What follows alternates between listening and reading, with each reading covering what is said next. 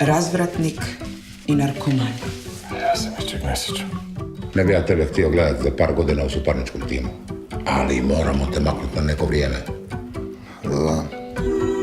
Si ti čuo za Trećić? Znam ga iz Križaljke, naš najudaljeniji naseljeni otok. Hoću da odeš tamo i organiziraš lokalnu upravu i samoupravu.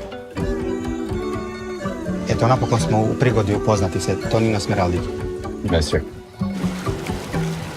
Bojim se da smo napustili područje dostupnosti svih mreža. To znači ni interneta, ni e-maila. Dobar dan, dobri ljudi. Buonarrivare, šurpoveri, na Trećić. Dakle, molio bih vas da se sutra nađemo na ovom istom mjestu. Posla je puno i najbolje da krenemo odmah. Projekt je zelo. Fuck, Ferry.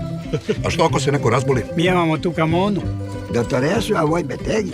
Stanite! Tako naprave svakom povjereniku i svaki je na Trećiću propao kao čovjek ili bar kao političar. Jebote, život 10 godina, 7 povjerenika i niko ne uspije ništa. Stani!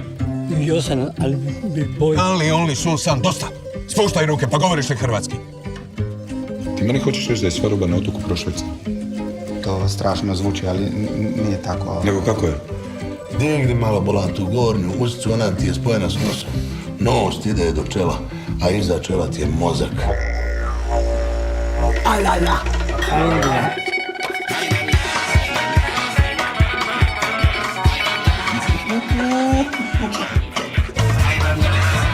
Dobri večer.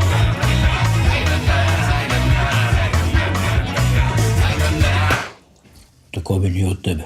Samo onda mogu. Ja već mislio poližem ovaj sirše, mogu ga se ovo.